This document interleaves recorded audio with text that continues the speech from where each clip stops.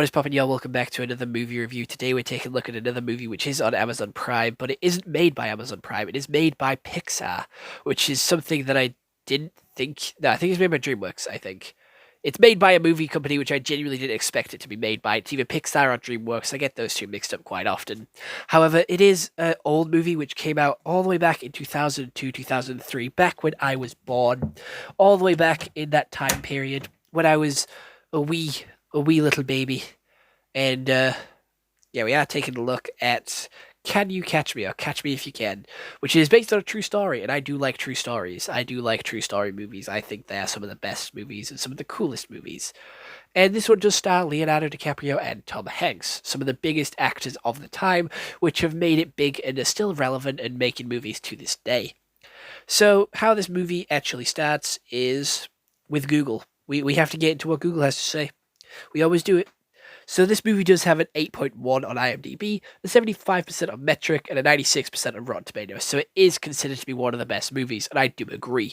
So, Frank Abagnale Jr., a conman, poses as a pilot, a doctor, and a lawyer, and cashes forged checks worth millions before his 21st birthday, despite being constantly chased by FBI agent Carl handwrite, whatever his name is. Everyone made jokes about his name all the way through the movie, so I don't actually remember how to spell it or how to say it. Right, so this movie actually starts with young Leonardo DiCaprio, young Frank, and him. I think he's called Frank. What's he called? Yeah, Frank. And he is being he's basically struggling. His mum is cheating on his dad. His dad is losing all his money, all his wealth, and he has to sign some papers, which he doesn't want to do, so he runs away from home. As he runs away from home, he has a checkbook, and he does everything that his dad taught him to do, but he does it in a way where he sort of lies, cheats, and makes money out of nothing. So he ends up being a pilot, he steals a suit, he writes a check, and he gets his own fake badge. And he does this by being like a fake interviewer, and he then continues to go like everywhere, dotted around. He then gets caught being a pilot, so that he changes to a doctor, and he gets married to a girl, and then he works for her father, but then he gets caught up to by Hanley.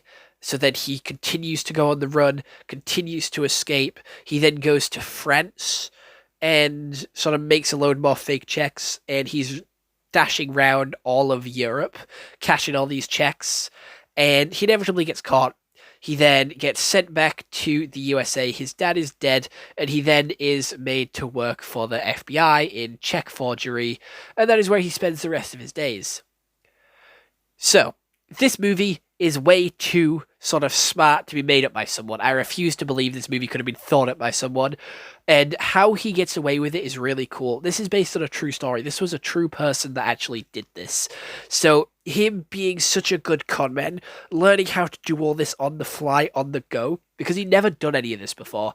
He didn't know how to be a pilot. He was just riding as a pilot's like assistant, like dude who sat on a plane to get to his actual plane, which he's supposed to be flying.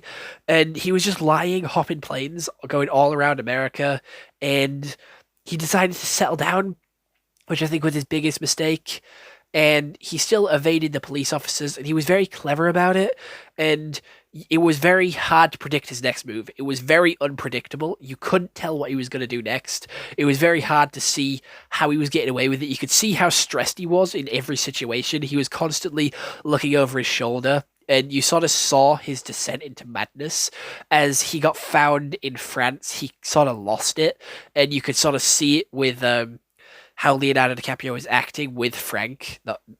He is Frank, but acting with Tom Hanks. And he was constantly sort of sweating. He was hot. He was running around, and he was sort of being all like sporadic, jumping around everywhere, sort of not sure whether to believe him or not, because he couldn't believe him, because he spent so long living like lies that he didn't know if he was telling the truth or if he was trying to use his own tricks against him, and he felt like he couldn't trust anyone anymore, which was cool. Like, just the way that was displayed through the acting and the sporadic outbursts and all of the jumping around and the flying around in the air and his plans were great. Honestly, he ended up going back to being a pilot at one point as well. Like that was his way to get out of America. He faked being a pilot and got a load of girls to join him, like fake being air hostesses. And I'm not sure if he left them in Europe or not because we never heard anything about them again.